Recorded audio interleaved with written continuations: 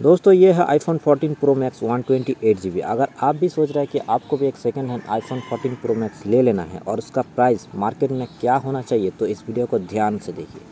दोस्तों ये फ़ोन है 1 महीना पुराना है, फिर भी एकदम नया और कोई भी क्रैच नहीं है। दोस्तों अगर आप ये पुराना फ़ोन लेना चाहते हैं तो आपको 1,18,000 में ये मिल जाएगा। अगर आप एक नया फ़ोन ख़रीदने वाले हो मार्केट से जो अभी के टाइम पे अवेलेबल नहीं है, उसका प्राइस होगा 1,40,000। दोस्तों अगर आप आईफोन की दीवाने हैं तो इस वीडियो को ध्यान से देखिए और वीडियो को लाइक कर दीजिए।